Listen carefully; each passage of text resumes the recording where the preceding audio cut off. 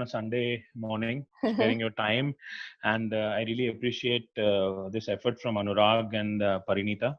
And I'm happy to join in on any conversation on internal controls, risk management, governance, compliance, and auditing.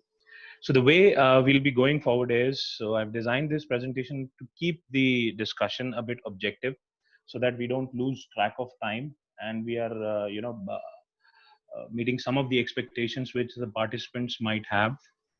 So the contents of this PPT, first of all, let me check if this screen is visible to all of you. If anybody who's not able to see the PPT, just type in the Zoom chat box. So the contents of this PPT, I'll just take you through. First of all, I've defined some learning objectives for this session.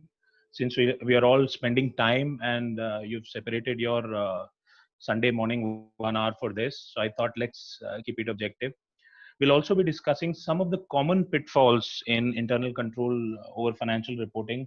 What are some of the common mistakes that companies generally do, and some definitions around, let's say, governance, risk, ICFR, internal control. This is for the benefit of, let's say, young chartered accountants who are just starting off.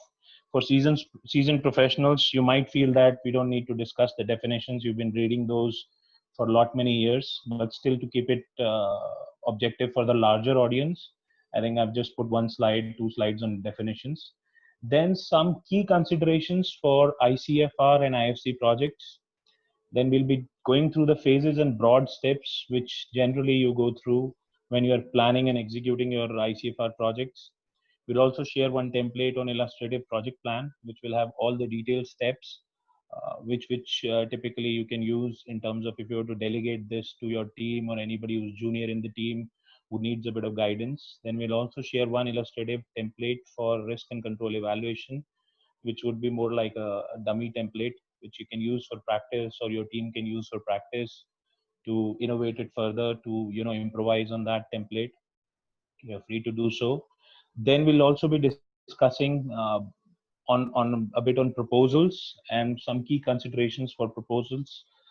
This would be most relevant for people who are into practice, young chartered accountants who are wanting to be in practice. So let's say if you were to draw up a proposal, or let's say if you're working with a consulting firm or a CA firm, and your next level is a managerial level and you want to just draw up proposals, what are the key considerations that you should take? And then we'll also share one illustrative template for proposals that will be just for illustration. You can use or improvise on that template. And then at the end, list of some important references which you can use for IFC and ICFR or internal auditing in general. So first, a disclaimer. So this is not an advertisement of my professional work or services. This is purely an academic session, an awareness session for the benefit of young chartered accountants and professionals. And this document is only for the purpose of knowledge transfer or just an awareness session, so to say, for those chartered accountants who are sparing their time. And we'll be sharing some links, templates, presentations. So this is not intended to offer any advisory in any form or capacity whatsoever. And the panelists do not have any commercial interest in conducting this webinar.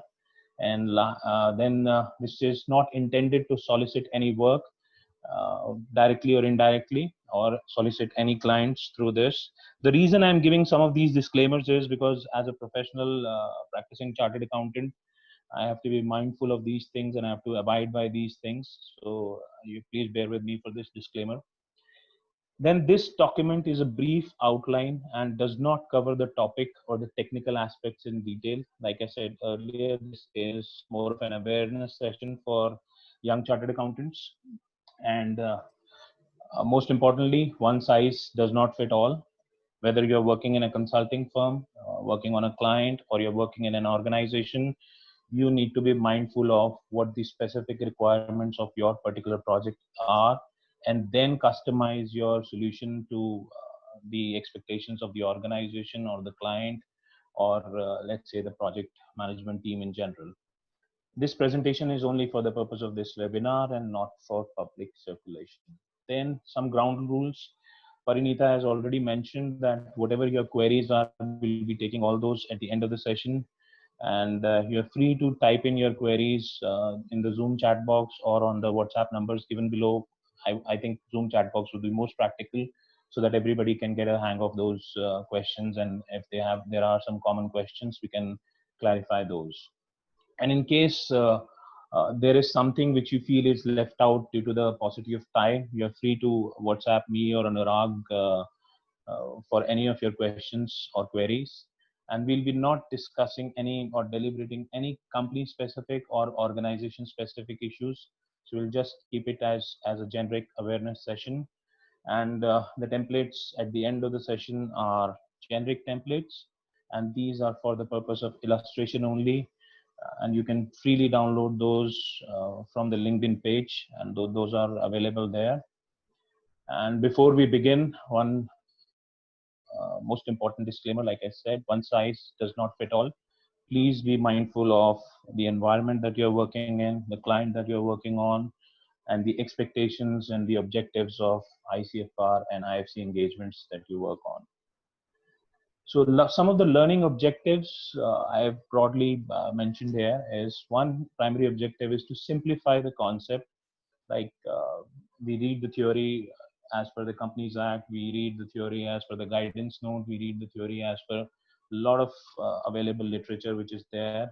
But what is most important is how you put that theory into practice, how it becomes easier for you as young chartered accountants, as professionals, to use that theory to your daily routine jobs, whether you are doing ICFR, whether you are doing internal audits, whether you are going one step ahead and doing some fraud investigations assignments. Those all will have the elements of internal controls in them. Then one more objective is to extend our thinking. Let's say there will be a lot of things which you people will already know, and what we'll do is just contextualize it in terms of, let's say, business problems. And as consultants, when we see business problems, we have to come up with practical solutions to those business problems. Another objective I've laid out is becoming more resourceful.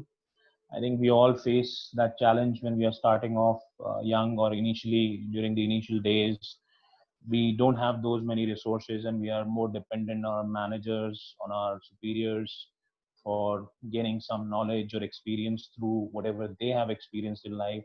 So it is always good to be more resourceful. The more resources or knowledge you have in your hand, I think the more independent you become, and it helps you to really take up things, lot more things independently.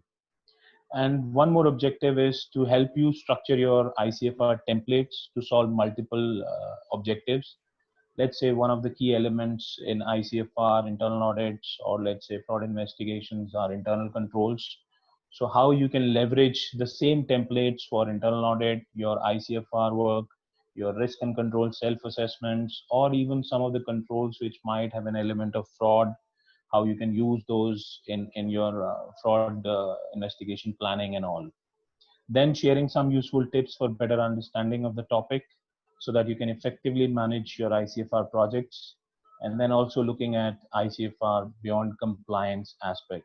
So one of the key things that most companies expect out of ICFR engagements is making a compliance to the Companies Act, and satisfying the statutory auditors with respective or adequate documentation. That is one agenda.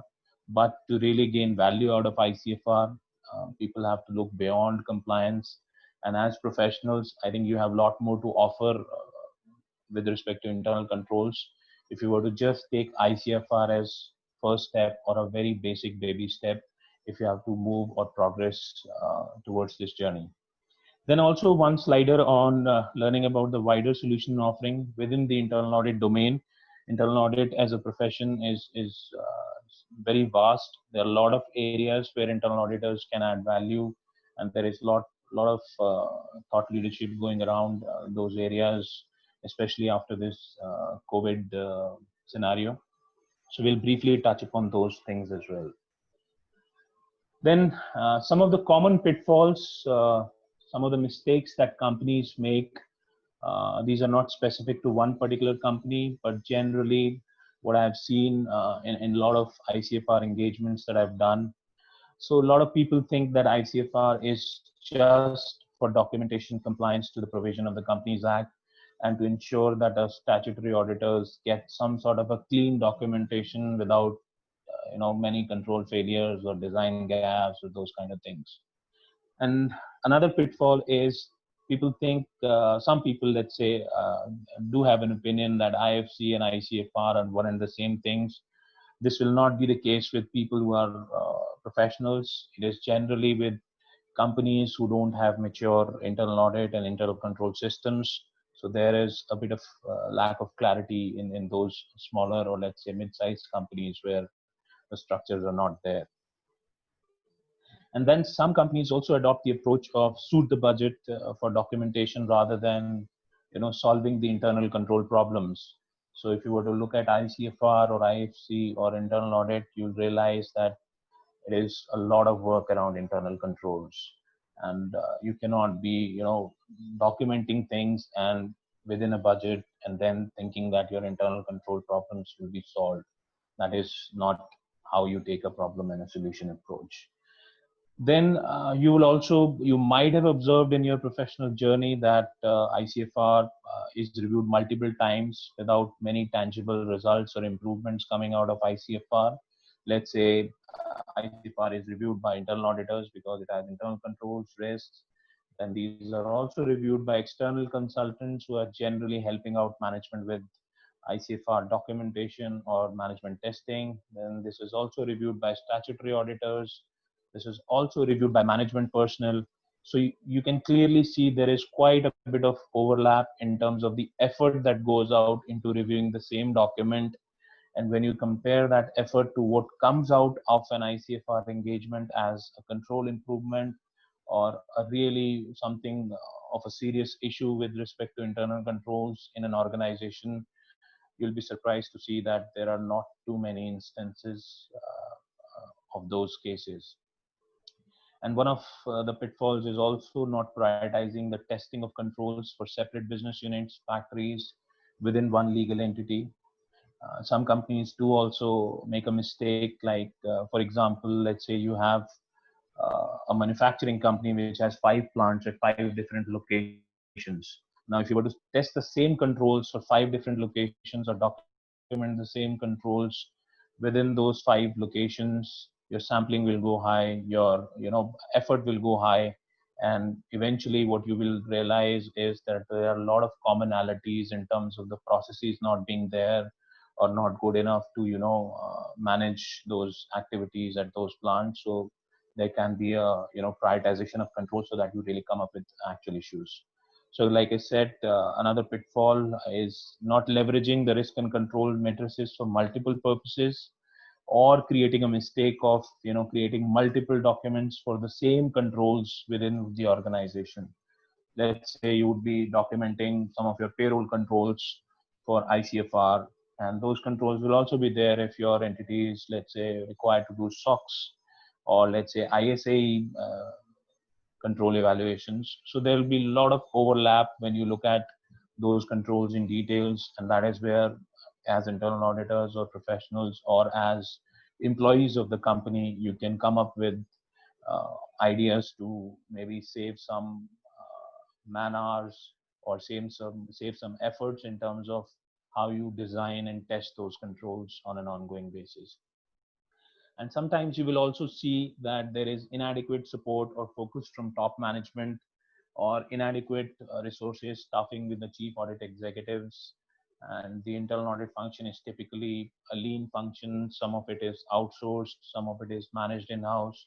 So resourcing, so like I said, being resourceful always helps. If you are resourceful, even if you are 2 people in the team or 3 people in the team, you can do a lot more work in ICFR and internal audits.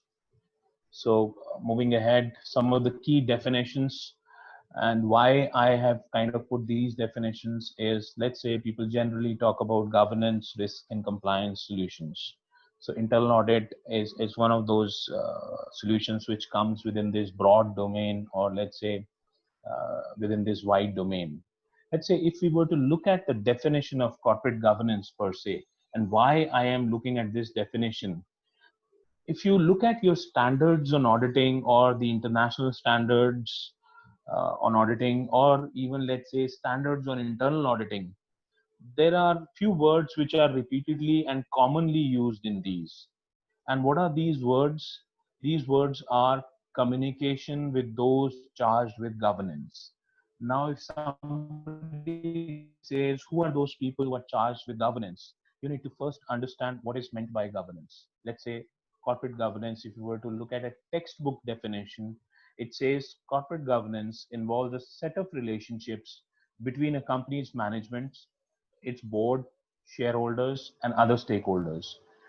Corporate governance provides the structure through which the objectives of the company are set and the means of attaining those objectives and monitoring performance against those objectives.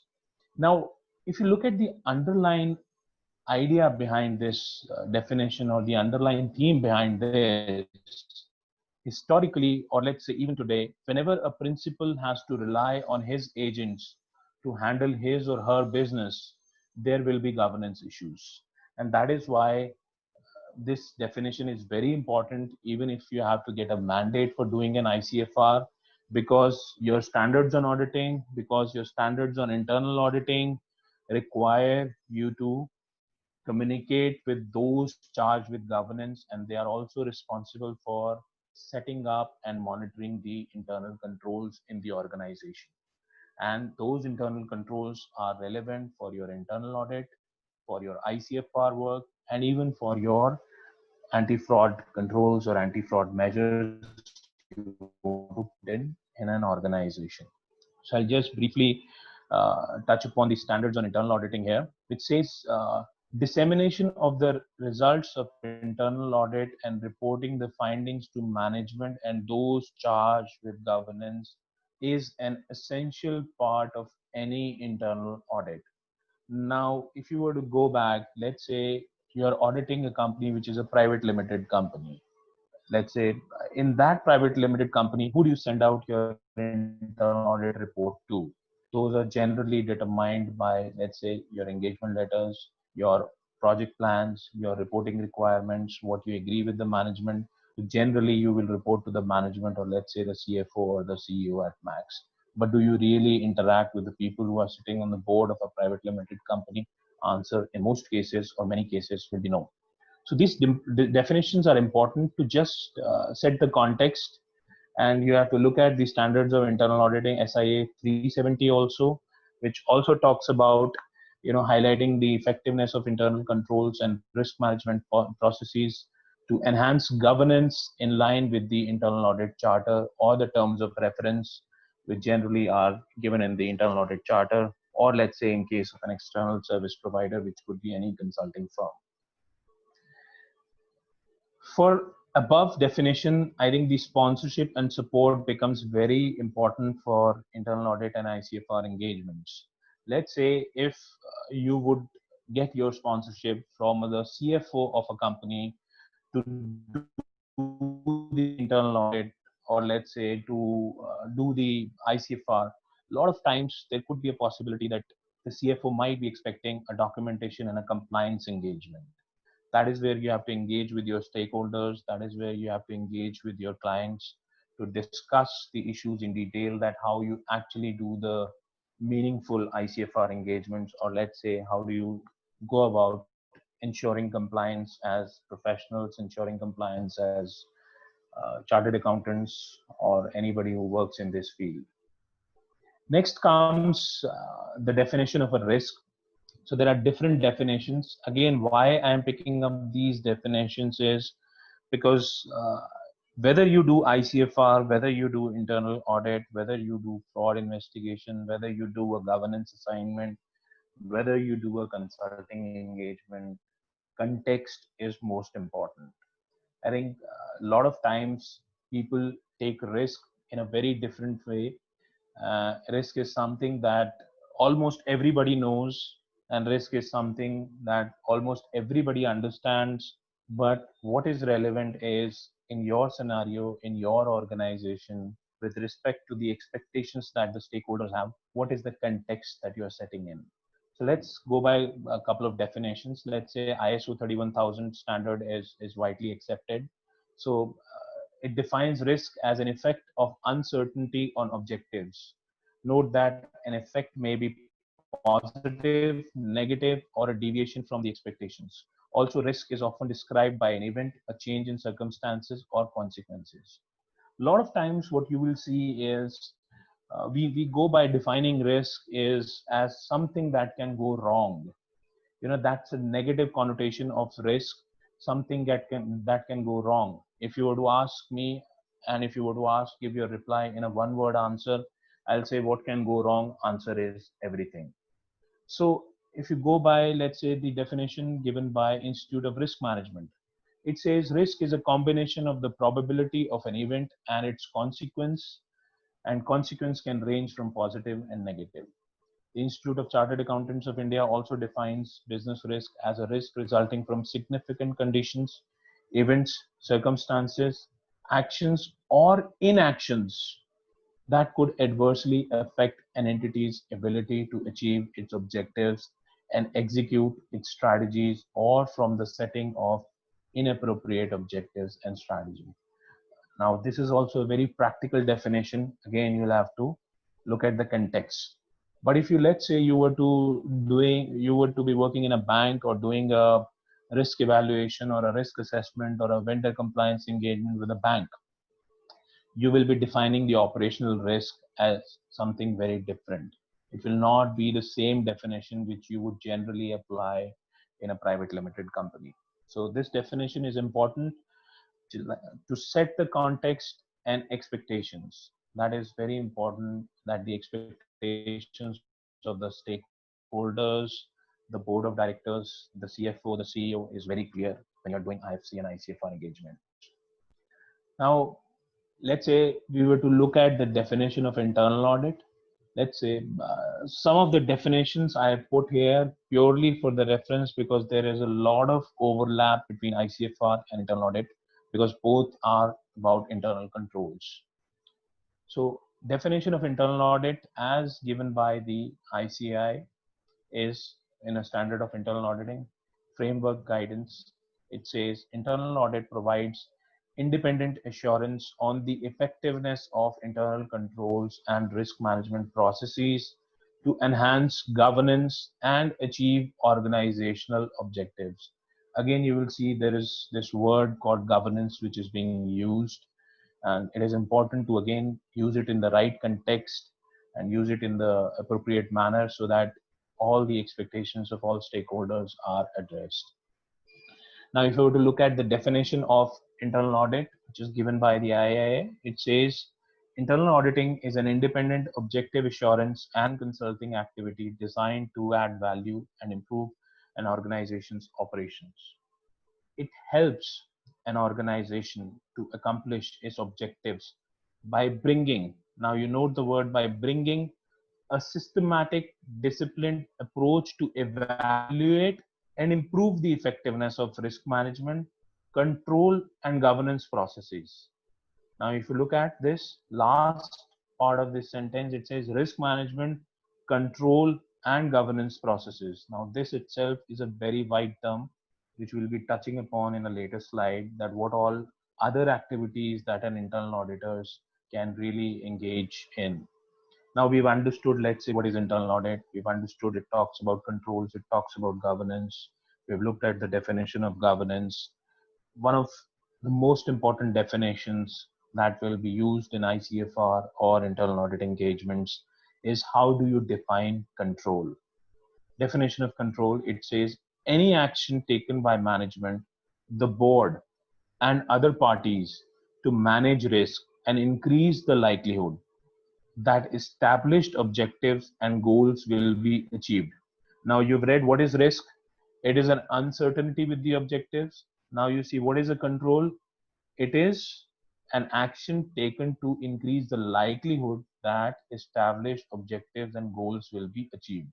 Now risk and control both are linked with objectives and goals.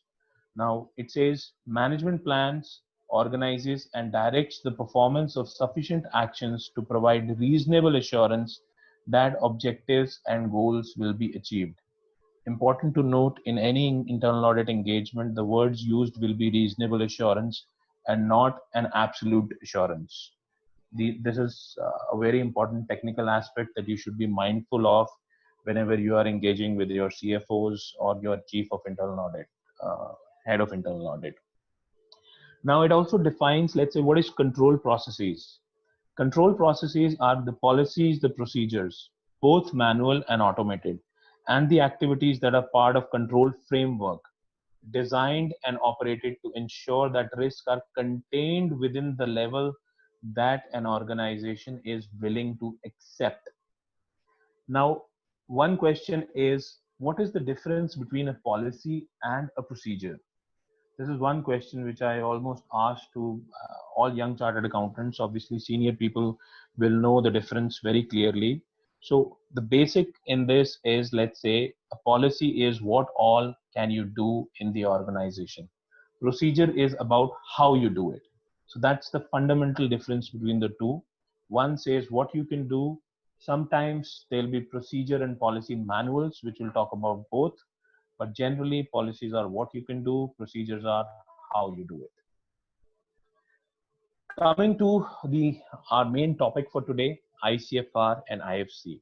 So there is a definition, again sticking to the definitions. This definition is given by the Companies Act. It says internal financial controls are the policies and procedures adopted by the company for ensuring the orderly and efficient conduct of the business, safeguarding of assets, prevention and detection of frauds and errors, the accuracy and completeness of accounting records, and the timely preparation of reliable financial information.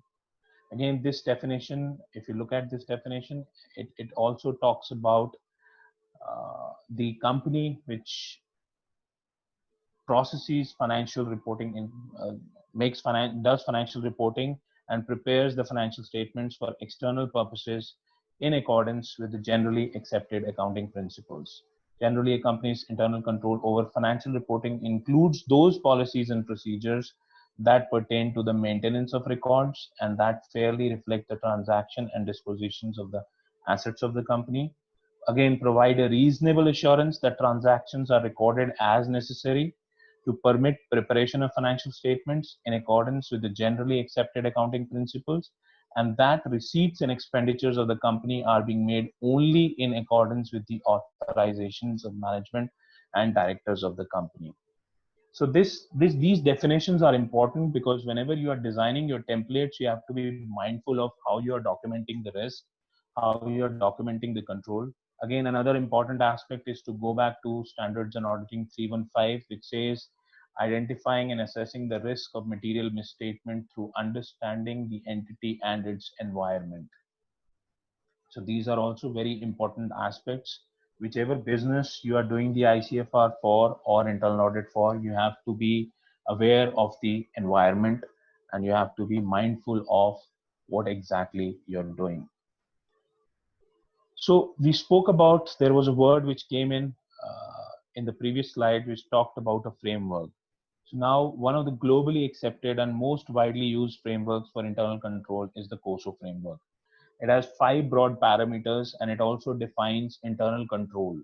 It says internal control is a process affected by an entity's board of directors, management, and other personnel designed to provide reasonable assurance regarding the achievement of objectives in the following categories. First, effectiveness and efficiency of operations. Second, reliability of financial reporting. Third, compliance with applicable laws and regulations. Now, this framework we generally use, even the guidance note of ICAI talks about these parameters whenever you have to do IFC or ICFR engagements. We'll discuss these parameters in detail, and this is something which is not new, I would say. If you've been auditing, let's say you've been doing stat audits or any other audits or even internal audits for that matter, you'll realize that this framework, even though a mention of it came in the guidance note back in 2015 by the ICI, this has already been let's say adopted and used for your audits, and I'll tell you how it is used and where it is used. So let's say if you're a chartered accountant, you would be aware of SA 315, which was first issued by the ICI in February 2008. Now, this SA 315 talks about five components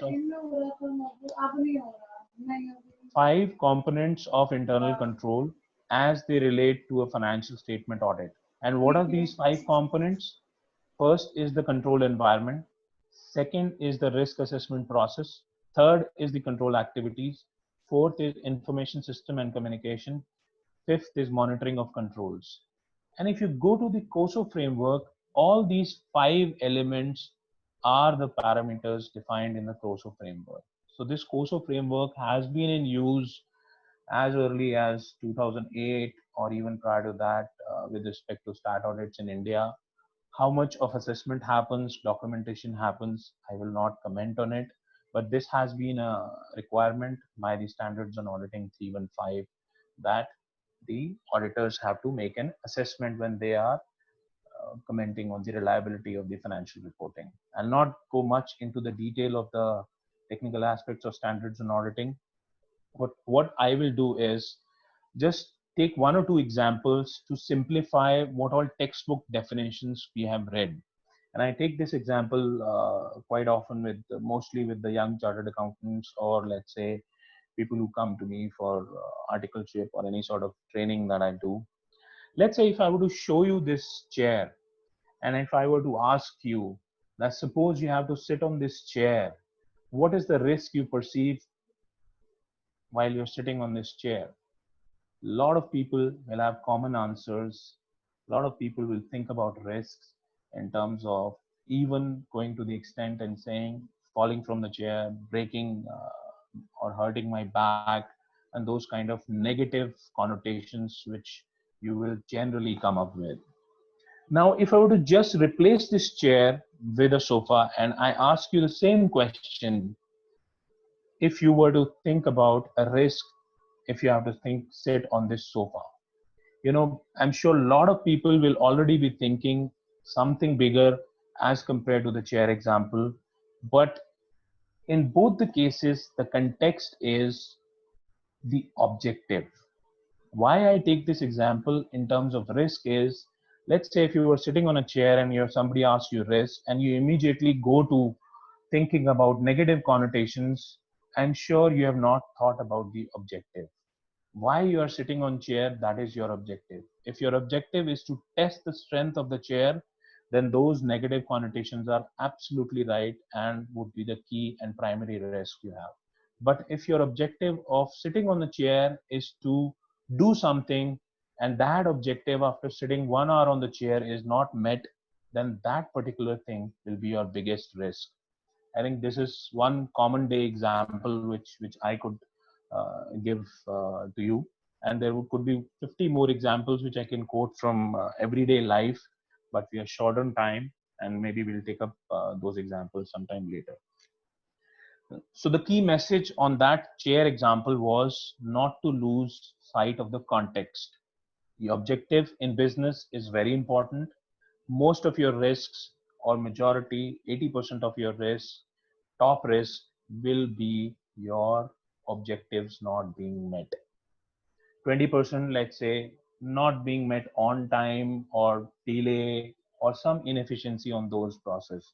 So if you go to do a simple 80-20 analysis, if I were to show you another picture and ask you a simple question, now do you see risk, reward, challenge, and opportunity and controls within this one particular single frame? Now you see there is a risk which a particular mouse has if he has to get the cheese, which is a reward that he's chasing. The challenge is it is set up in a trap. The opportunity is he can get that cheese because it is available. What is the control on both sides? Trap itself is a control because the mouse itself is a risk. It can destroy or it can cause plague or whatever disease it can cause. And you just correlate the two and you'll be able to see that there are controls on both sides of this picture. There is a reward, there is a challenge, there is an opportunity, and similar is the approach that you take whenever you are doing a risk and control evaluation. You have to be mindful of the environment. You have to look at what is the risk, what is the context, what is the reward, or what is the measure that the organization has taken to, evaluate that objective. So you'll always come up with things which are qualitative and quantitative. Now, another question: can you anyways reduce the risk to zero? The straight answer to that would be no. Reason is, if you've looked at the previous examples, risk is something which you can minimize with internal controls. And beyond a point, why risk cannot be zero is because the risk will transform. Let's say you have risk of losing money when you're doing a business. Now you close that business. You'll not be losing money or you'll not be burning cash. But there'll be some other risk which will arise while closing that business. So risk has this tendency of getting transformed from, let's say, activities, and as we read in the previous definition, action or inaction. If you're doing an action, you might be increasing or decreasing the risk. If you are doing an inaction, then also you might be increasing or decreasing the risk. So to sum it all, what we have discussed, what is most important is that whenever you are doing ICFR projects or IFC projects, it is important that you differentiate between IFC, which is internal financial controls, and ICFR or ICOFR, which is internal controls over financial reporting. We've seen in that COSO framework, IFC also includes your operational controls. ICFR is strictly related to financial reporting requirements and controls relating to those. It is also important that you evaluate the legal entity and the operating structures to assess the applicability of whether it is IFC which is applicable, whether it is ICFR which is applicable, or it is a small company in which you don't have to make those assessments as per the requirements of the ICI. Then it is also important to understand the applicable provisions, the compliance, and most importantly, the COSO framework and the guidance note issued by the ICI, and also evaluate specific governance, risk, and compliance requirements for IFC, ICFR. We've already discussed that multiple standards, multiple places, the words which are used are those charged with governance. How do you communicate the results of your ICFR engagements? That is also very important. Even if you were to document the ICFR and give it to the financial controller, will it ensure that you've done compliance on your part? Maybe with respect to if you have classified those in your engagement letter or in your, in discussions with your team within the company. Now, determining the objectives of documentation and evaluating the extent of coverage. Now, internal controls, as you've seen, it's a vast topic. It touches almost every corner of the organization. It is important to understand and, document the objectives first. Even if you are beginning a project, if the objectives are not clear, you're liable, or let's say there will be a situation where some of the stakeholders are not happy, or you don't come up with something which was actually desired. Then evaluate the management responsibilities and auditors' responsibilities with respect to the reporting requirements. Reviewing the existing policies and procedures and systems in place. Why? Simple, because the definition of IFC is a wide definition, it covers all three. One area where you can add value, which is more like a low hanging fruit with respect to IFC and ICFR, you can plan to integrate IFC, ICFR, and internal audits, because both have a lot of overlaps, lot of controls, risks which are common, and you can take this up internally in the organization, because that will not only save the cost for the company but the efforts as well. And work out a customized plan for the assessment and testing of controls to ensure that the compliance to the applicable provisions is ensured, and to ensure that the stakeholder expectations are met. Then also agree on the approach and methodology with the management as well, with the stakeholders and with the statutory auditors as well. And make sure that you leverage the internal audit testing procedures. If you build your ICFR, let's say something which is first time applicable to a company, and then you go on and do internal audits, trust me, your internal audits will be far more efficient and fruitful, because you would know what are the top risks, you would know what are the high risk areas, you would know what are the areas where the controls are not those efficient or the attributes are not well defined, and that is where you can do a deep dive in your internal audits and come up with valuable suggestions.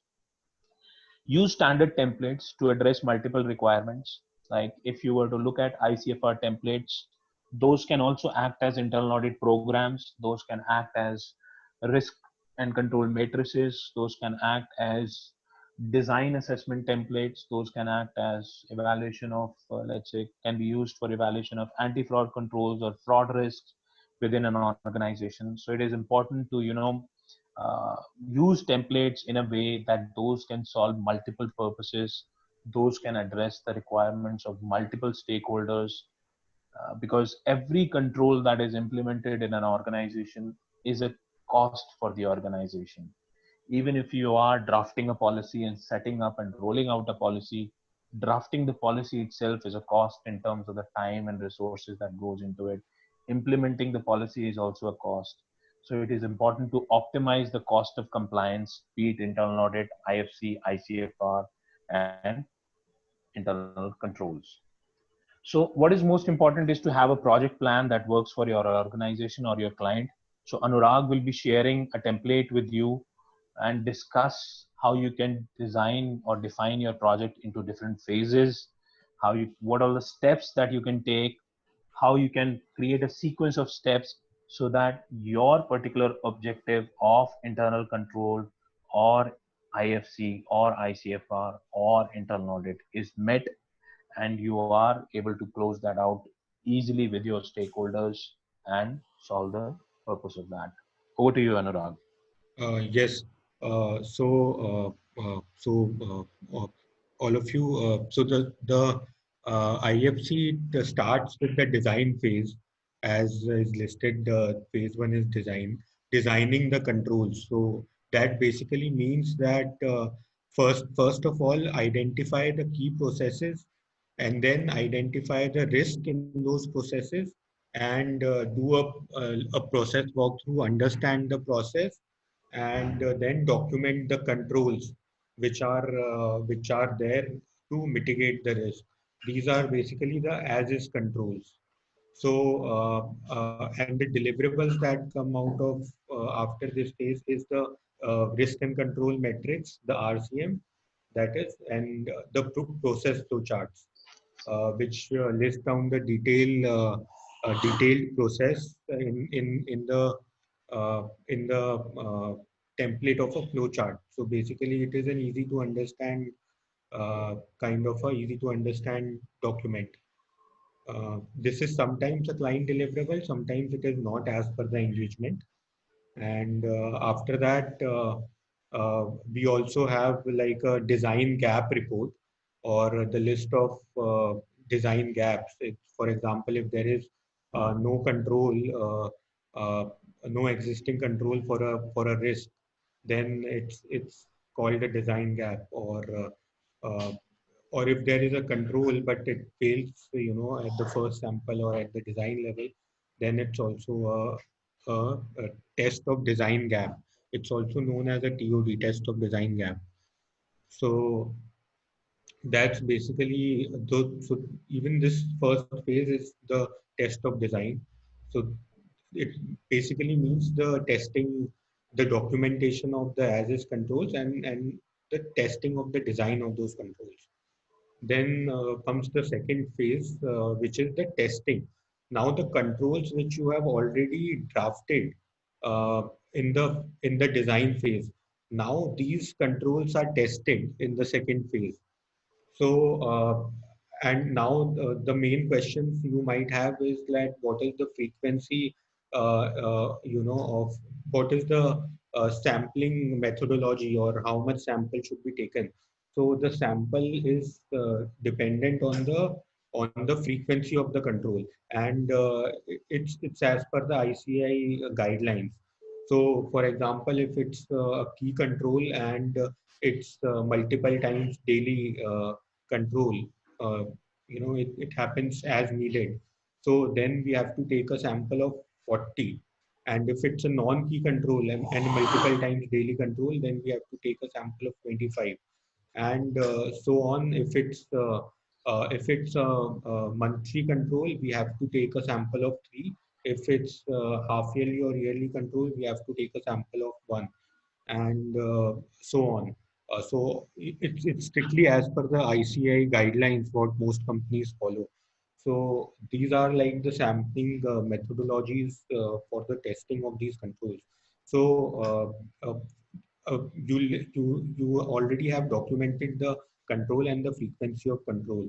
So now you will be able to assess the sample size, what you need to test, and accordingly you need to ask for the data, which is called the initial data request or the IDR. So you start off with the IDR and defining the test steps and what attributes you need to test. And after you get the data, you complete the testing, and uh, uh, you share the results of those testing in the form of of control testing sheets. And there is also a kind of a gap report that comes out. Uh, these are the operating gaps or the test of, this is called the test of effectiveness, so TOE. So in the first phase, it was the test of design gaps.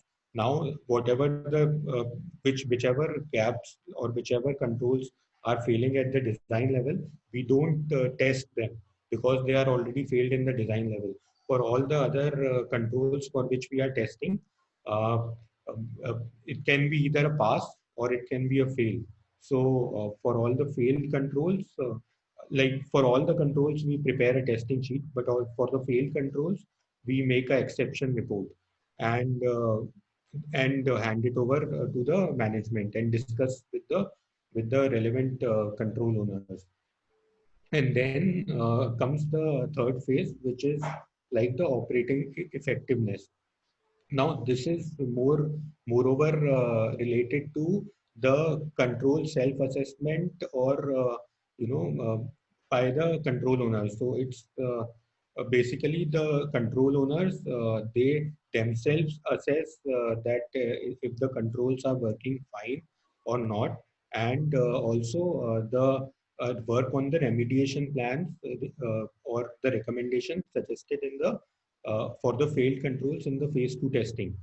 So this is basically the way how to approach an IFC.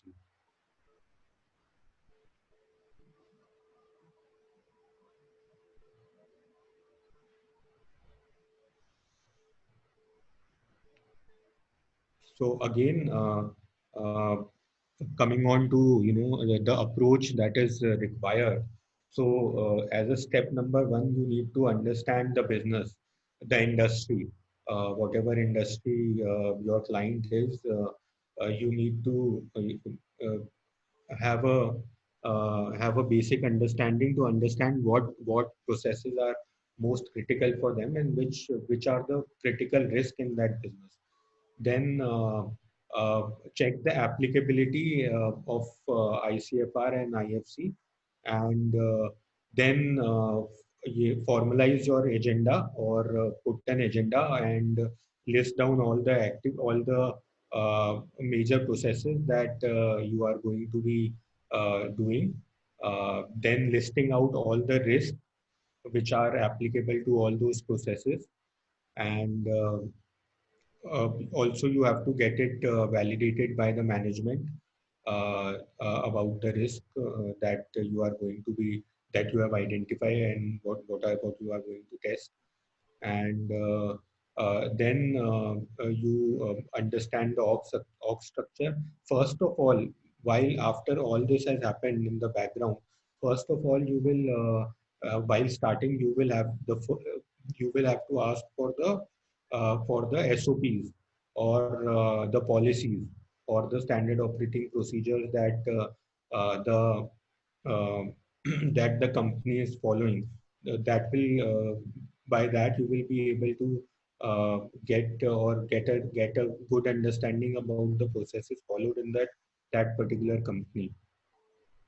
Then you prepare a checklist and you list down all the risks.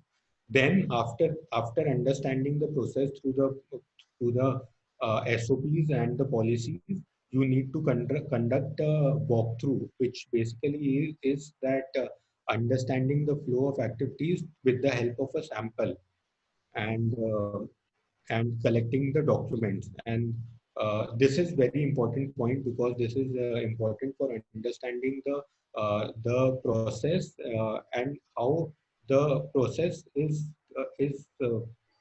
implemented practically.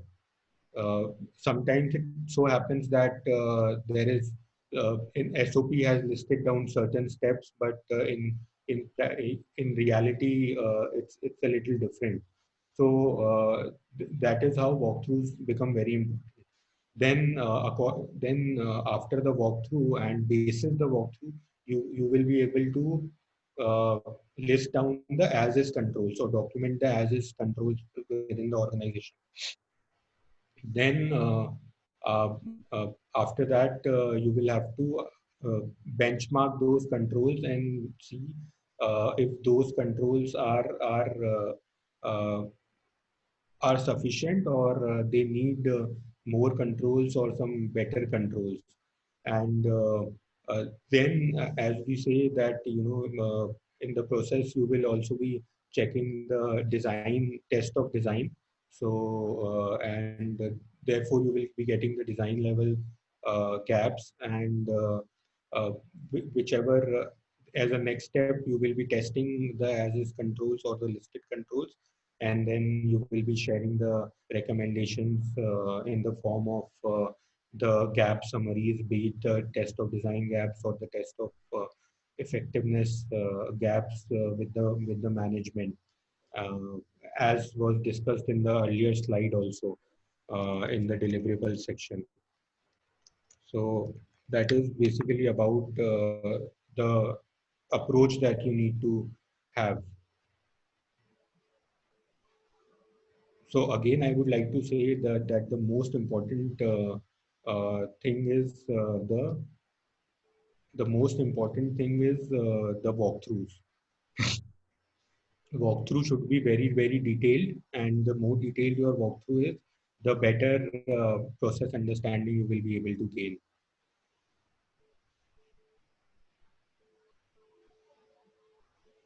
Move ahead. Yeah, yes, yes. So, Deep, if you can open just open the template. Yeah, just a second.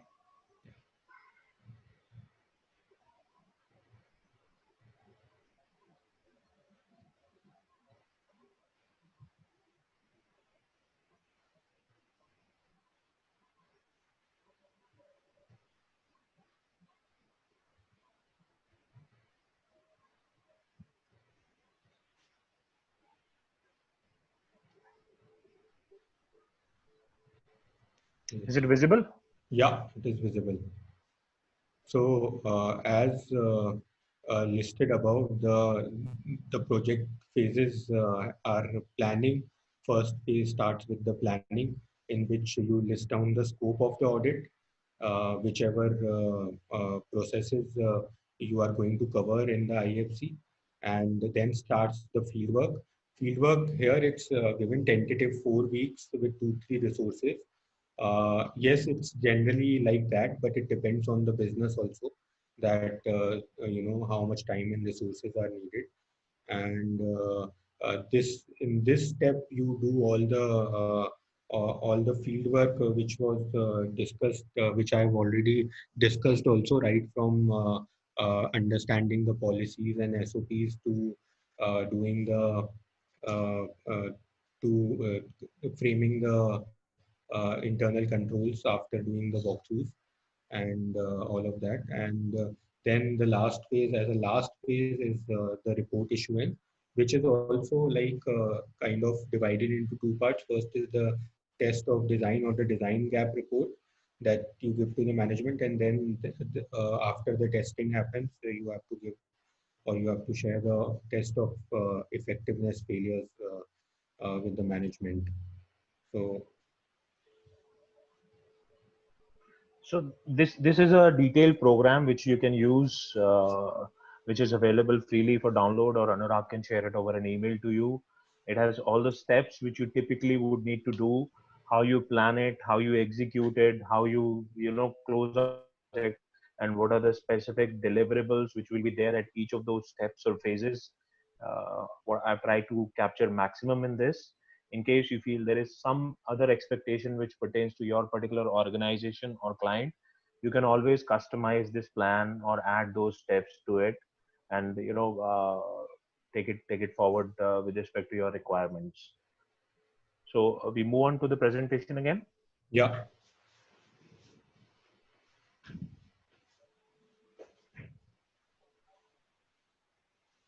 So this was the template that we discussed.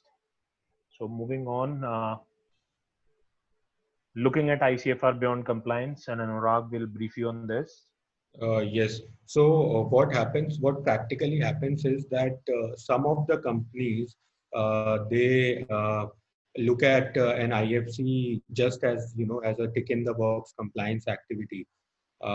So that is something, which should not be done if an IFC is done in the right spirit, then you will have all the controls detailed out for all the risks, and it's a huge opportunity for cost saving as well as revenue enhancement in a way. So uh, what it actually does is that it strengthens the control environment of the company. It gives an assurance to CEO and CFO that the business is performing well, so that they can sleep peacefully. And also, it is used as a base for some of the controls that has to be built in the ERP. Uh, uh, and eh, we can also look at process redesign, or sometimes I was working in a company and there were no SOPs defined for the processes. So just when while they took this activity, the IFC activity, they decided that they wanted to detail out the SOPs also. So this can also bring out newer things which can improve the process and strengthen the controls in an organization. So, and also automate the even more important point is automating controls. The more you automate, the more risk-free environment you work in. So that's basically why I feel that compliance, it is important to look at ICFR or IFC beyond just a compliance and just a regulation in the Companies Act to fulfill.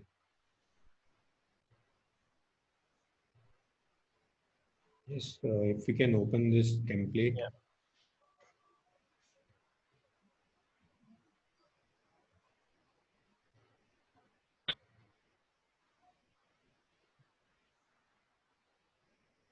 So the template, it starts with the process and then the sub process, and then we have all the risks which have been identified, and then we have fields like the control objective, the as is control, and the testing methodology, the risk assertions, the risk rating, risk classification, that is high, low, medium, and all of that. So this is by far uh, uh, one of the best the templates that I have seen. Like some people, they believe in making very, very large templates which have like 35, 40 columns. But that is actually not required. All the relevant things, all the relevant information which is required is there in this template. Uh, uh, like the risk classification, whether it's a fraud risk or not, uh, those things which are important, and the as is control, which has been there to mitigate the risk.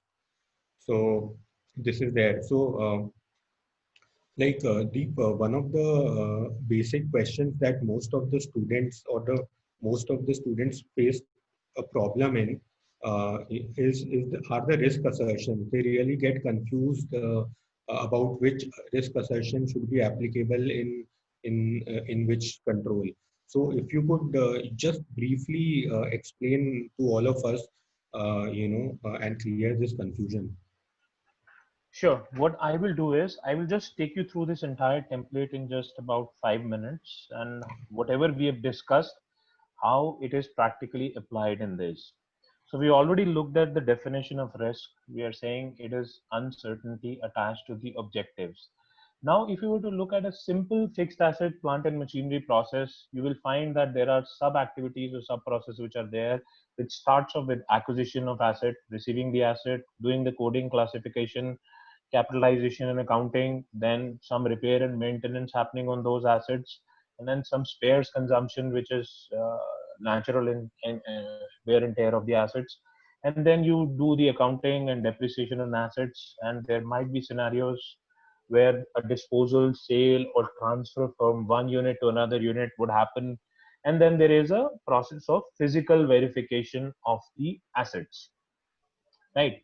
So first, then comes the risk part. So we already understand what is risk. So you identify the objectives with individual activity, and then you look at what is the particular risk in that activity, and then you document your risk statement.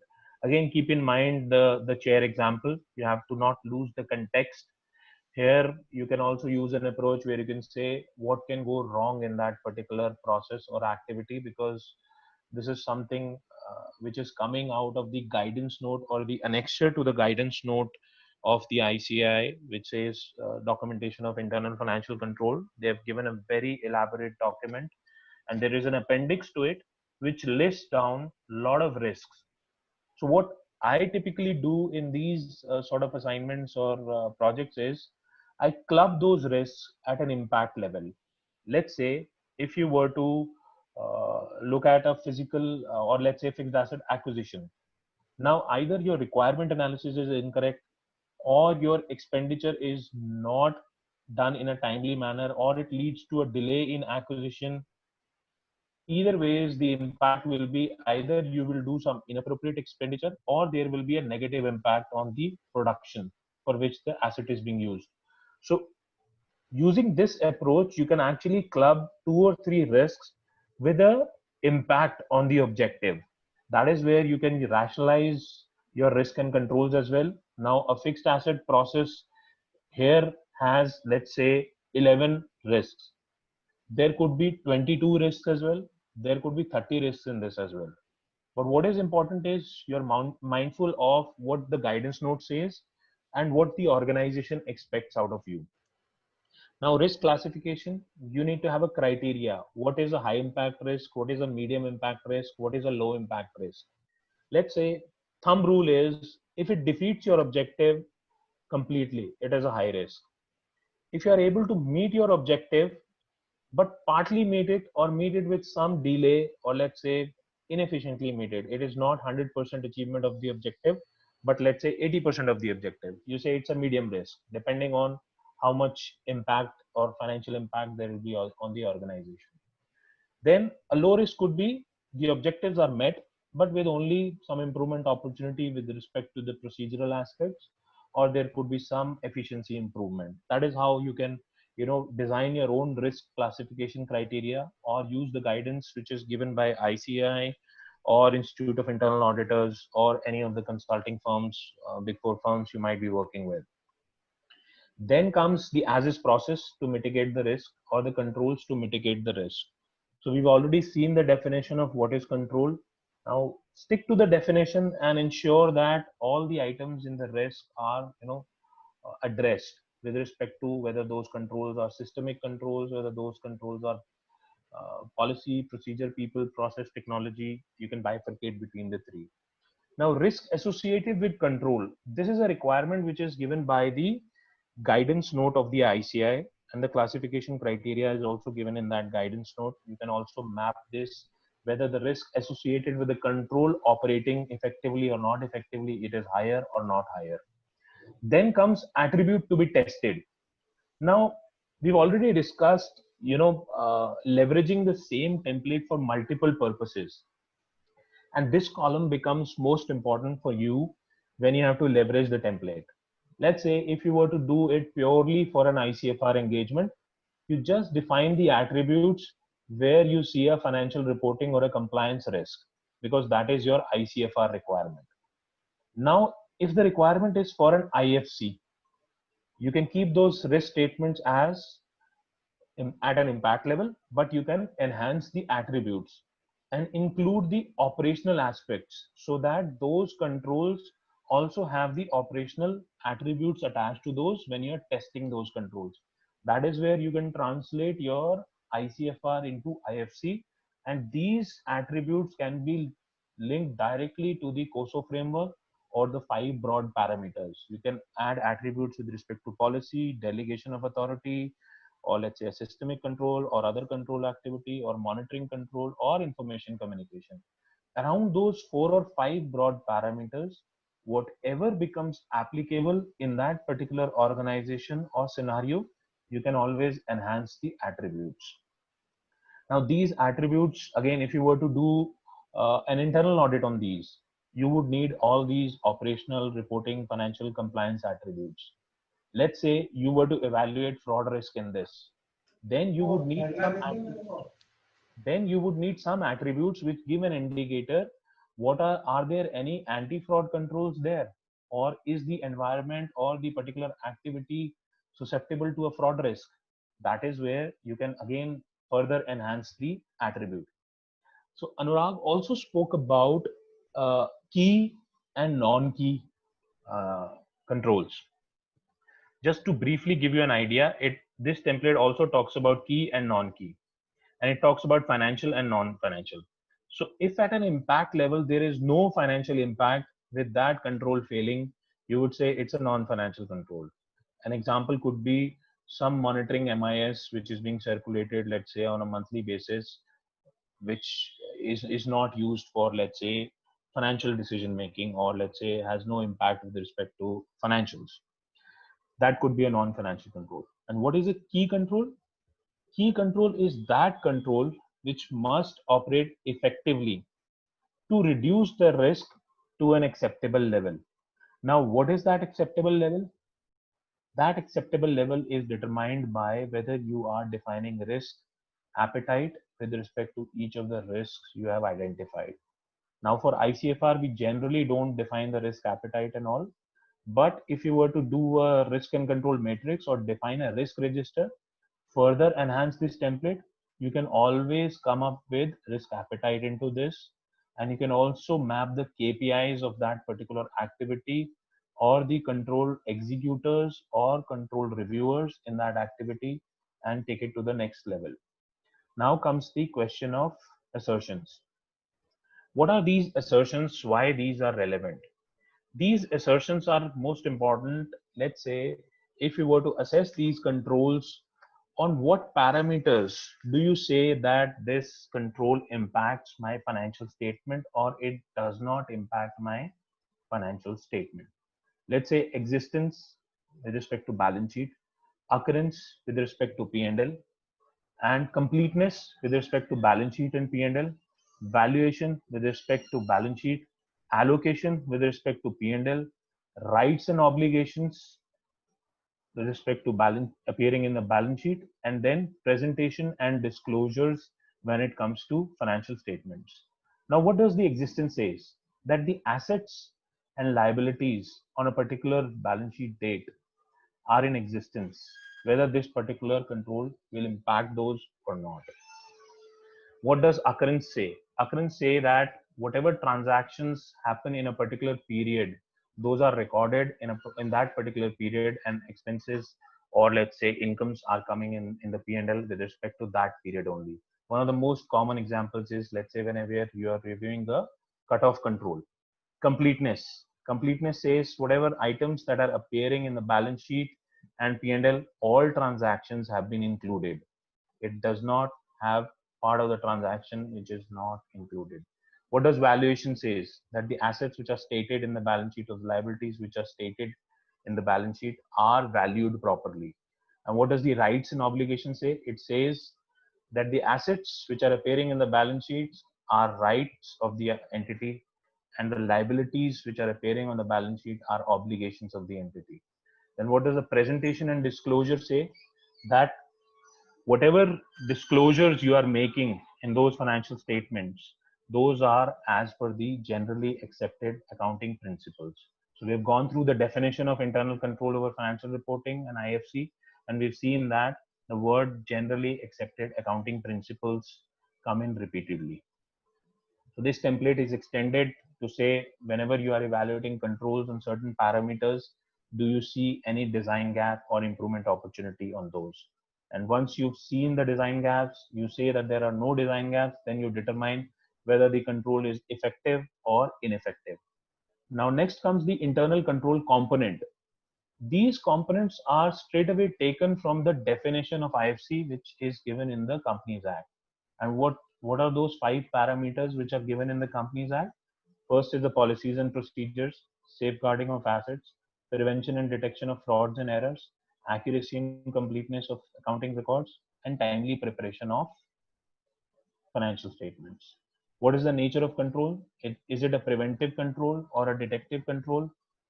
Is it an entity level control, or is it a process level control, or it is an IT general control, purely a systemic control? Whether it is manual, whether it is fully automated, whether it is semi automated, what is the frequency of that control? Anurag already spoke about. Are there any fraud risks associated with that particular control or that particular activity in the organization? You can map those, you can identify your parameters on which you can evaluate those anti-fraud controls. Then information produced by the entity. Now, if you go by the guidance note of the ICAI, this will have 3 aspects. Information produced by the entity which is used for operating or operation of the control. Second IPE is which is used by the internal auditor to assess the design or operating effectiveness of that particular control. Or let's say which is used to do a substantive testing on those controls. Then you map what application system is used or what application is used. Is it Microsoft Office or some ERP or any other legacy system that the organization is using, or any in-house system which is being used for processing of that particular control. This will also determine whether you have a manual control or a semi-automated or a purely IT driven control. Then you have the control executor, reviewer, sampling size, test results, and conclusions. And then you see the residual risk rating. If the controls in place are mitigating the risk to an acceptable level, your residual risk rating will be lower. You have a risk which is reduced to an acceptable level. And if there are some exceptions, you discuss those exceptions with the management and you take an action plan on those control failures or design gaps. So this is about the template. You can always customize and innovate on this template. This is a very basic and template which captures the essence of the guidance note which is given by the Institute of Chartered Accountants of India. Even though this template is not recommended by ICAI, but if you go by the guidance note, this captures what the guidance note requires, and you can improvise this or build on it further. That is to solve the agenda that you can use one template for multiple purposes. Now, going back to the presentation, uh, we've already shared that template. Anurag can mail it to you. You can have a closer look at the template. You can improvise it, or if you need something which is specific to your business, where you need a different solutioning, that is where you can uh, improve it. Next section of our discussion today is proposals. Let's say this is typically relevant to people who are working as consultants or young chartered accountants who are wanting to move into their own practice, or any person who's working on a freelance basis, or even for people who are wanting to become managers and get into the business development part in their organization.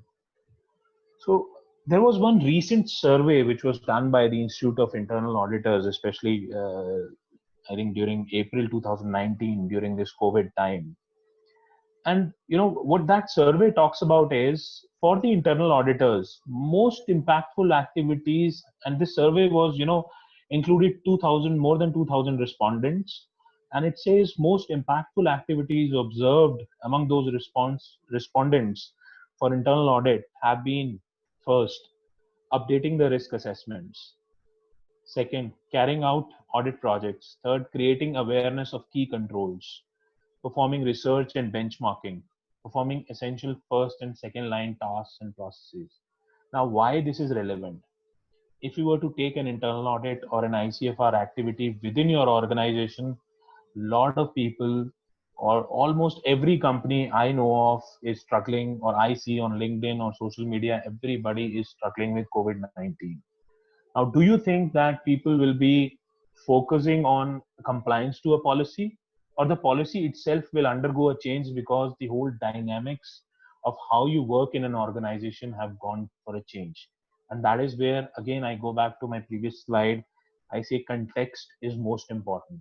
Whatever was relevant prior to COVID may not find the same context or same, you know, ask from the stakeholders post COVID. Lot of expectations from internal auditors, lot of expectations from internal control people, lot of expectations from internal audit managers have already changed. So another recent poll says that a lot of people, a lot of companies have reduced the scope of internal audit engagements. They have cancelled some internal audit engagements. They have redirected their audit staff to non-audit work. Like, I have also been working on one client where I was doing some work, audit work, and that client then engaged me for a business planning activity. So how do we plan post this COVID scenario? What is the uncertainty that is there? That is where your work for risk evaluation, risk assessment becomes more meaningful, because the risks that were there 5 months ago are no longer the top priority. The top risk for every organization is COVID-19 right now. And the fallout of that is revenue of every company is impacted. HR people of every company are impacted. The supply chain of every company that you would see is impacted. And most people are fearing that there could be another pandemic which could be of a similar nature, which could have an impact, or this pandemic itself could spread. So what I'll do as a next step is take you through a generic table of contents for a proposal. What you need to do is a brief introduction about yourself, addressing the opportunity, understanding the needs, and what are the perceived problems and solutions to those problems. Then how do you approach for the solution, and what are the key success factors that will make sure that your project goes through. And you need to have a project plan, the deliverables, the timelines attached to each of those deliverables. Then you need to also showcase how you will execute, what is your approach, what will be your methodology, and something about your team structure, roles and responsibilities, who will be the project manager, who will be the part of the execution team, who will be the point of contact for escalations, then commercials, and you summarize the whole proposition. And if you have some credentials, or some companies, they do ask for credentials, that what is the similar nature of work that you've done. You can always share those, subject to your own comfort level. And then some of the key factors that I've listed down, which I generally take in and discuss these upfront with clients. Let's say you have the resources and infrastructure for support. If you are going for an internal audit work and the process owners are not there to support you, or you don't get the information or infrastructure that you need, you will not be able to complete your project on time, or as per the expectations. Factor two again goes back to the context. There has to be a common understanding. If you understand something with respect to internal controls because you are a very technical person, and the client is not a technical person, he understands internal controls and internal audit in a different manner, there is it is very important that you come up with a common understanding so that both parties understand the same thing in the same essence and same context. Then third factor I see as most important is the roles and responsibilities. And these roles and responsibilities goes both sides of the table.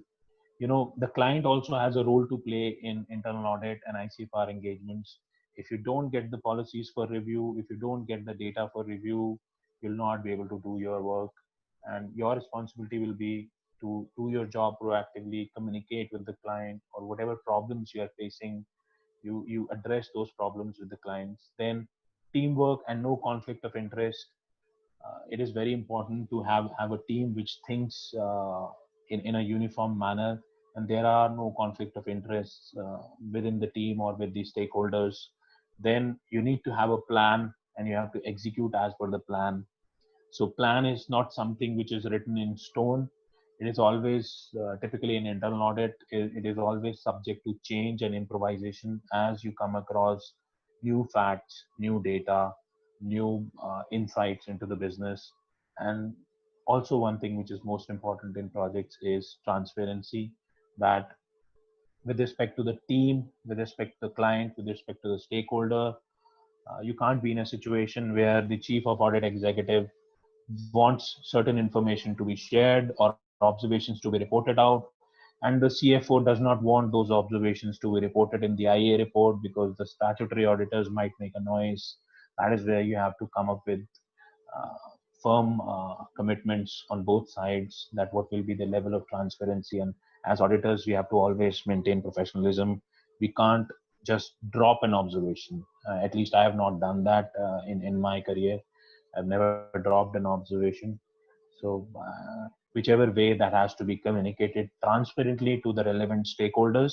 Yes, you might, in a scenario, come across situations where it's something which is highly sensitive as an observation.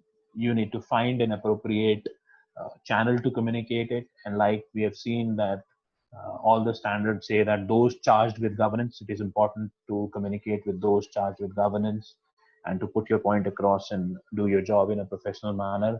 So this template for proposals is also available for download. It's a sample template. You can download it, improvise it. It is just for an idea or just for an ideation. You can build on it, you can use it. And there is a concept note on ICFR, which is a much more detailed topic. I would say we are short on time. That is where we have not extended this to anytime further. And that template or approach note, concept note is also available for download and your reading. And then looking at a broader role for internal auditors. Internal auditors can work in different capacities as an advisor to the management, as an insight generator, or as an assurance provider. Whatever we've been discussing today is more on the sides of internal control assurance or risk assurance or compliance with respect to ICFR.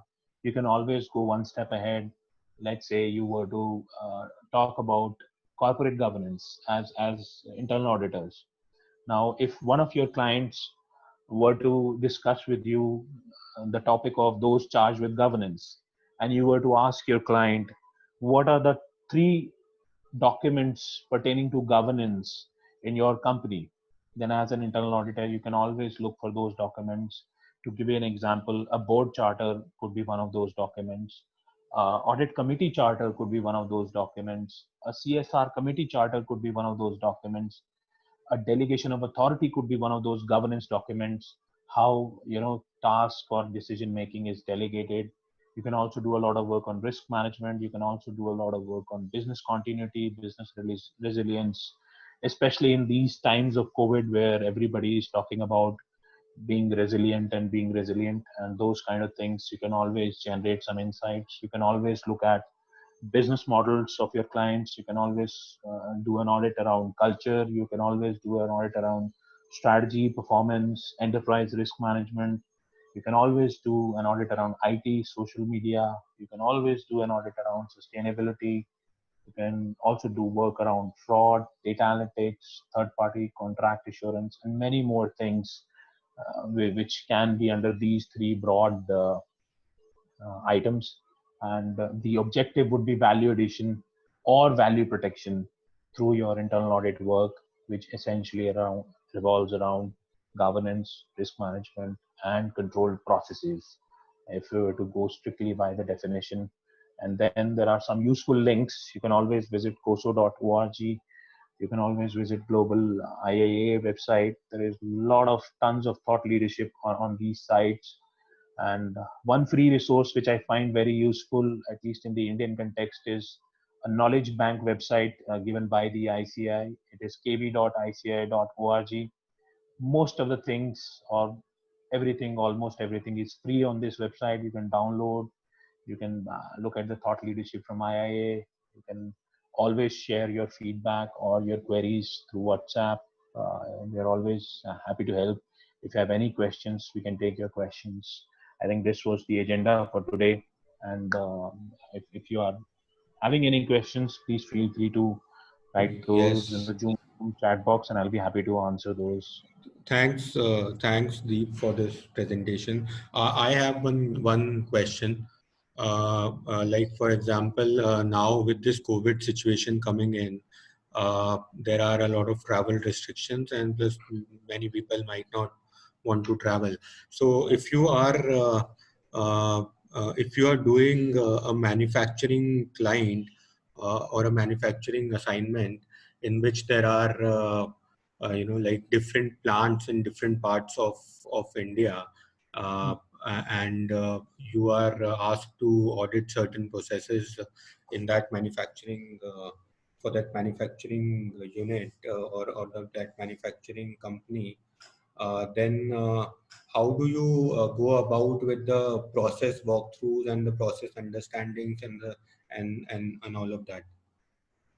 See, there are two ways. So this is a very typical problem. Let's say, to give you an example, whatever organization you are auditing, they would not, or let's say majority or some of those will be doing this audit for the second time. First time in the COVID scenario, but they would have done it previously. You can always leverage what work has been done previously, rely on those reports, get into discussions, and in terms of doing a system walkthrough, you can always do it remotely. You can just talk to the IT team of that particular organization. They can take you through the system through their login, take screenshots, and give those to you remotely. So those sort of things you can easily do. But when it requires that you have to do a discussion or something, you have to physically verify. Let's say one control is physical verification of inventory. Now you cannot do a physical verification sitting on your office, right? You have to go there, you have to identify those particular things, you have a listing.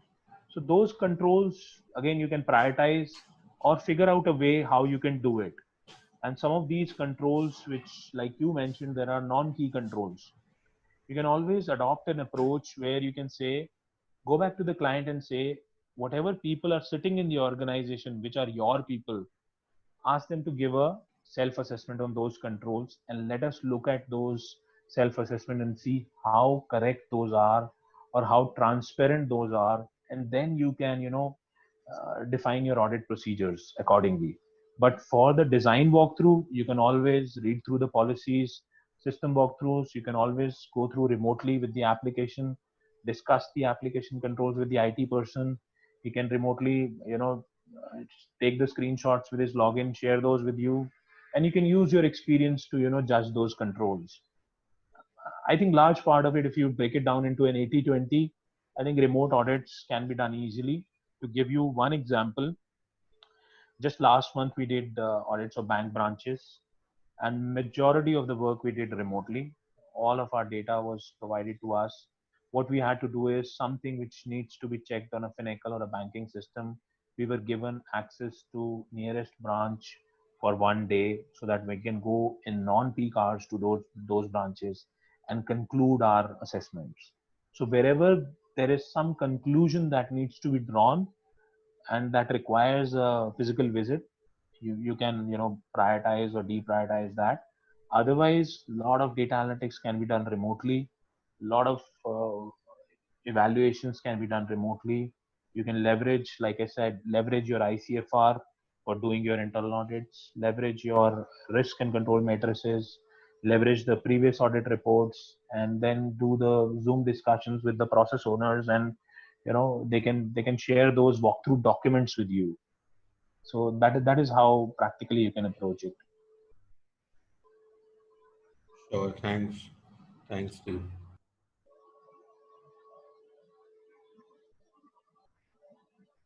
Any other question anybody has?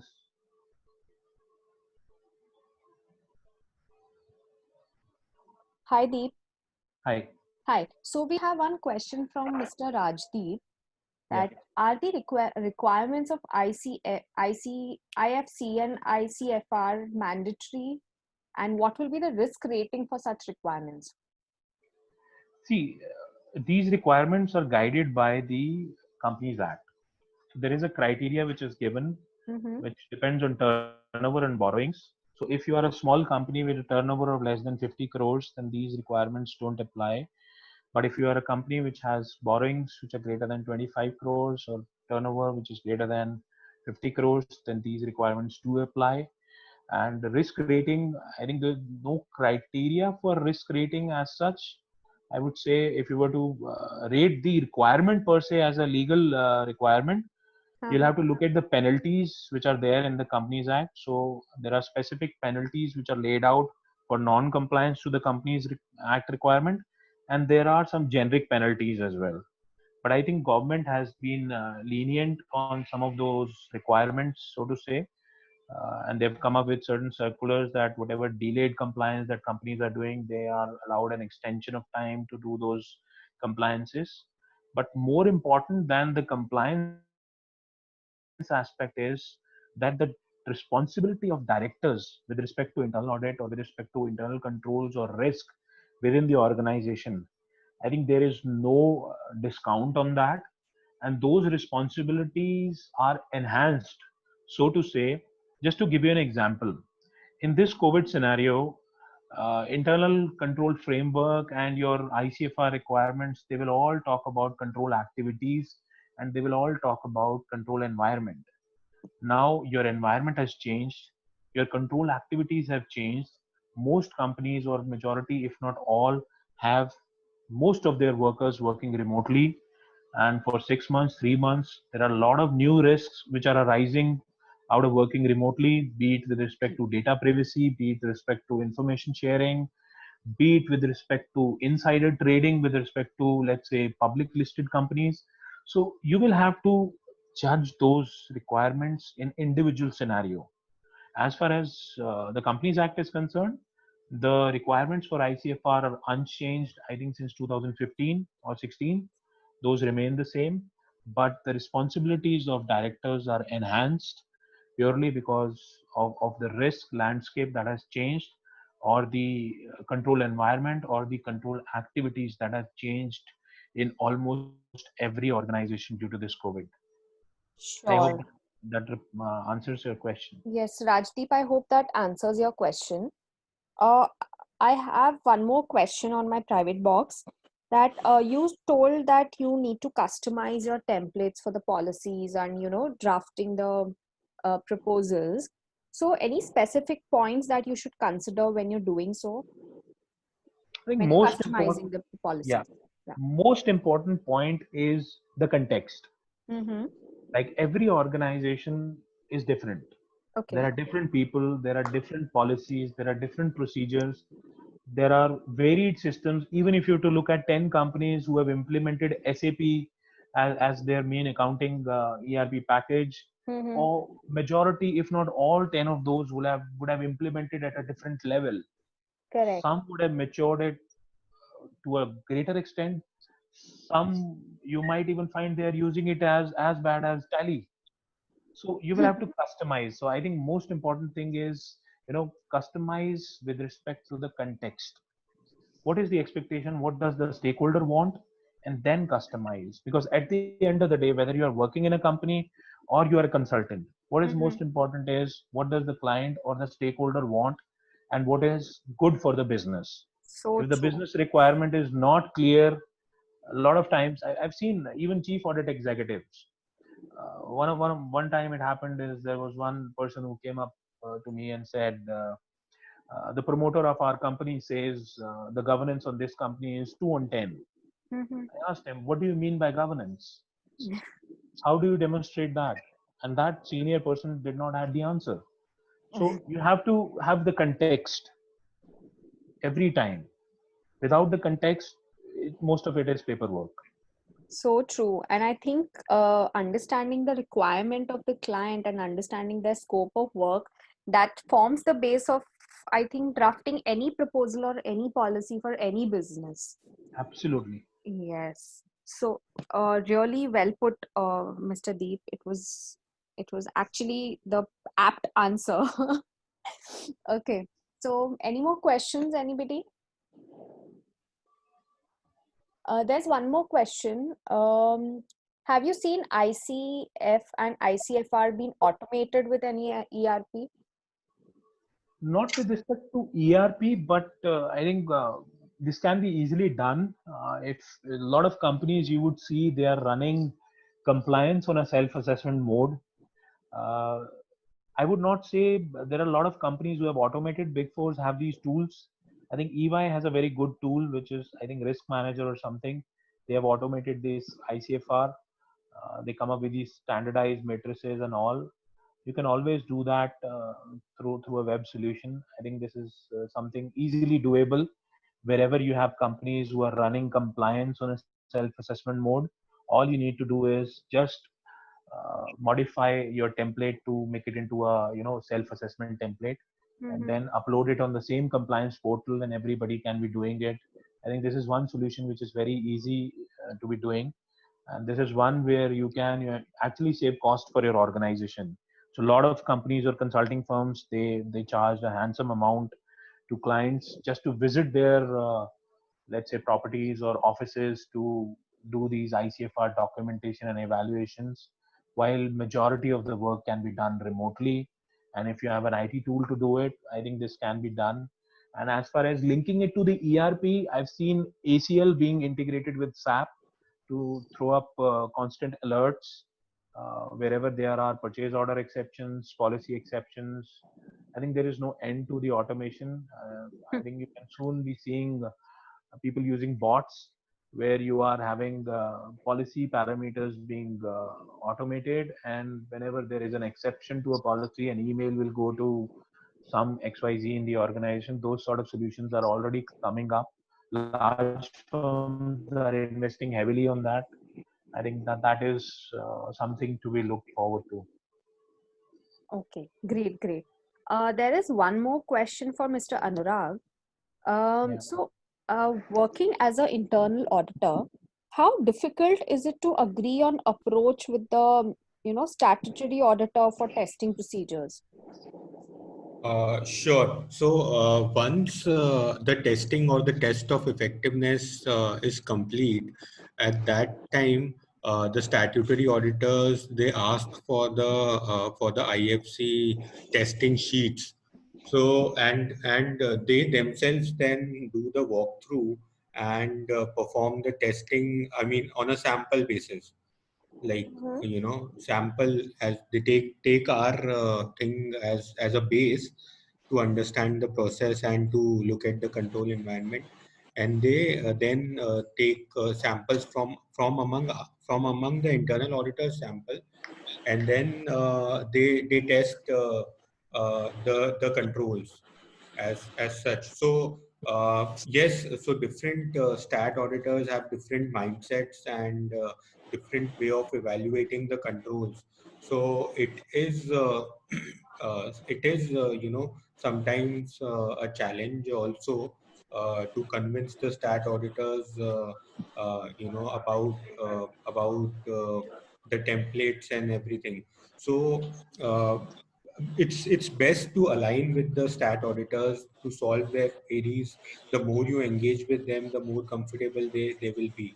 And even if they have some specific requirements, you can go ahead and do that with them. So that's the way to go. And anyways, like after an IFC, the internal auditors have to deal with the stat auditors, and the stat auditors are, as it is, like a very, very important, part, and it's because stat audits have that kind of an importance.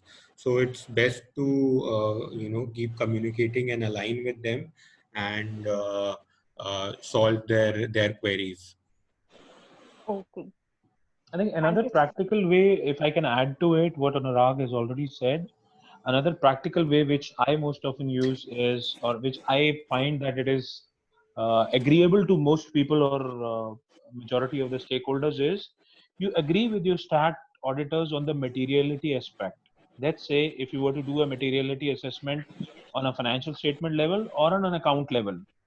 So once you align with your stat auditors on materiality, then I think ICFR becomes a lot more easy, because stat auditors will be mostly looking for material weaknesses in the internal controls which impact the financial statements. Once you have identified material accounts, then I think you're sorted with the stat auditors. Mm-hmm. Nice. Um, Thank you so much, Anurag and Deep, for the answer. Any more questions, people? Okay. Um, Thank you so much, Deep and Anurag. It was really a very insightful session on ICFR. Me, I'm not even practicing, but quite a lot of things were cleared out for me also. So, Deep, thank you for focusing on the importance of disclaimer as a professional. It's Thank you for starting with that, because uh,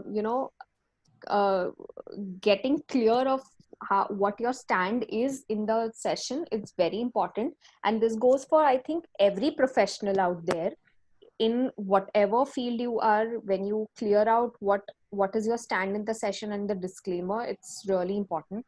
And this also shows how smallest details matter in risk and controls.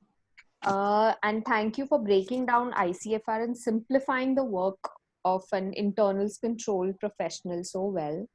I must tell, this flow of the whole PPT was really well made. And also one thing which I really loved is the broadening the role of internals auditor. Thank you, Deep, for showing that. Thank you so Because, much. yeah, Always because happy when you to think discuss. of internal auditor, you feel it's such a one job or something, but controls can be applied so many ways and so many roles. It was really a eye opening thing. So it's uh, not your fault exactly. And just to share it with you, when I started with internal audit uh-huh, somewhere back 15 years ago, I was told that internal audit is about checking compliance to the policies and procedures. Take the uh-huh, policy and just check the compliance. That's it. uh-huh. That is all an internal auditor does.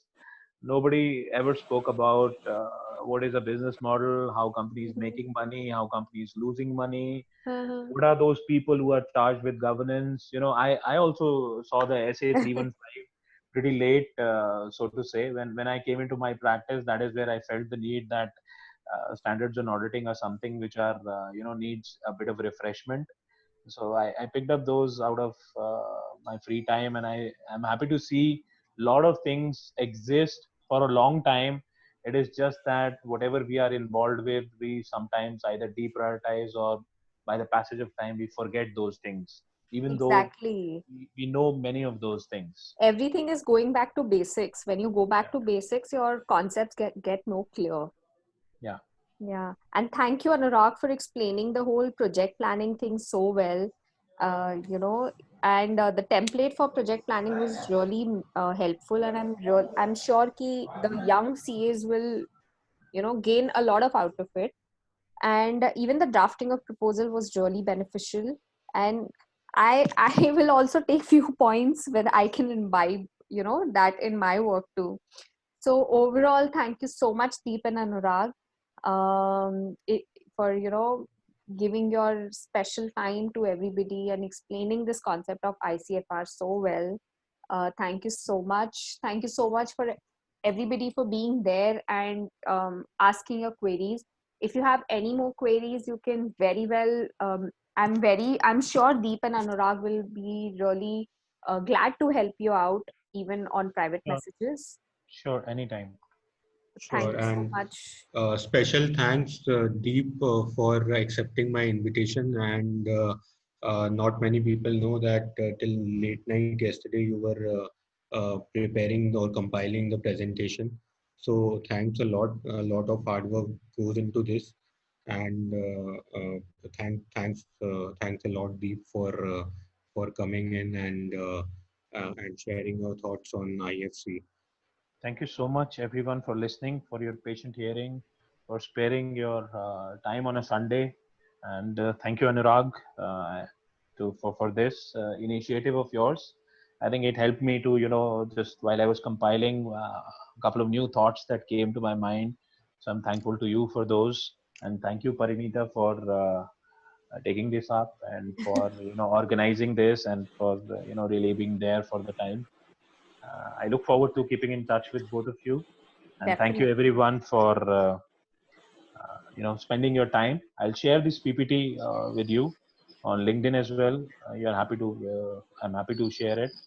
If you need anything else, a lot of things are available on LinkedIn which are freely downloadable.